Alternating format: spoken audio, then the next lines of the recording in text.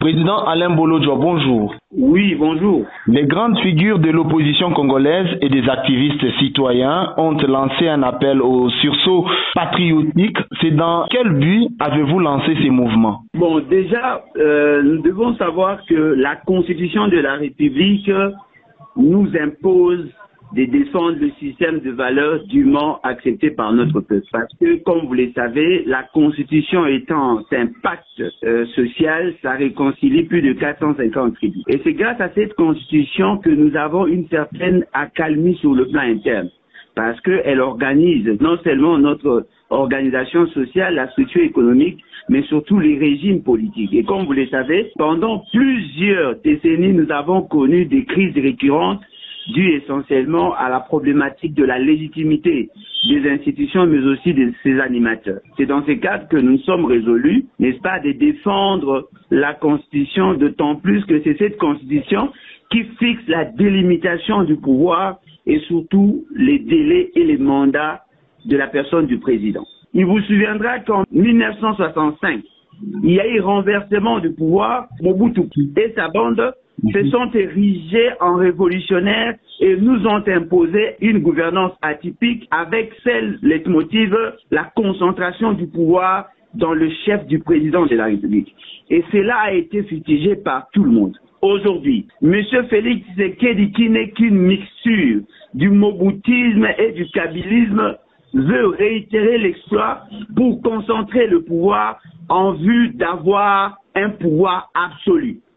Et donc, naturellement, tout Congolais conscient doit s'y opposer, et c'est là sur pied de l'article 64 de la Constitution. C'est dans ce cadre que nous avons voulu donner un cadre d'harmonisation et de décision de l'opposition en vue que nous arrivions effectivement à orienter nos actions, à fédérer nos énergies pour stopper cet élan dictatorial.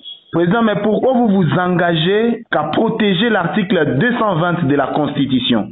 Bon, l'article 220 de la Constitution, c'est un article innovant. Du fait que c'est grâce à ces dispositions qu'il y a un système de valeurs qui est protégé. Comme vous le savez, dans tout texte, il y a l'esprit. Et lorsque vous lisez les dispositions pertinentes de l'article 220, on consacre la protection de la forme républicaine de l'État. C'est-à-dire qu'on ne peut pas basculer à une monarchie. On insiste sur la représentativité du gouvernement. C'est-à-dire que chacune de nos provinces doit se retrouver dans le gouvernement. On insiste sur l'indépendance de la justice. La justice doit être un pouvoir autonome vis-à-vis du gouvernement, mais aussi du Parlement. On insiste sur le pluralisme politique et syndical. On insiste sur les compétences dévolues aux provinces.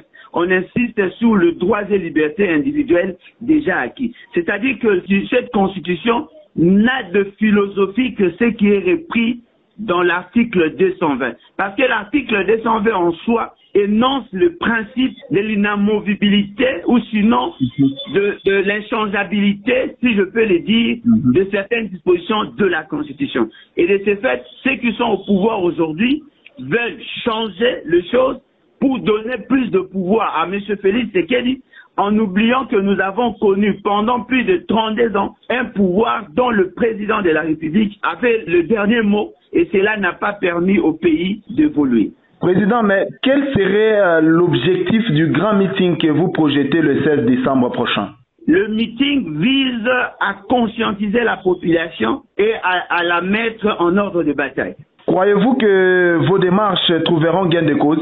Bon, c'est déjà le fait que nous ayons rappelé à notre peuple que la stabilité du pays dépend de ce que nous allons faire au regard de velléités développées par M. Félix Tshisekedi. Je pense que c'est déjà ça notre mission en tant qu'opposition. Et puis deuxièmement, la population n'est pas dupe. La population sait pertinemment bien que M. Félix Tshisekedi vise à s'éterniser au pouvoir et à se faire un despote. Et naturellement, le peuple a déjà adhéré à cette vision, mais nous devons maintenant nous organiser pour faire échec à un individu, l'individu Félix Tshisekedi, ou au groupe d'individus, l'union dite sacrée, de ne pas accéder au pouvoir par la force, ni de s'éterniser au pouvoir par la force, mais surtout de ne pas violer intentionnellement la Constitution.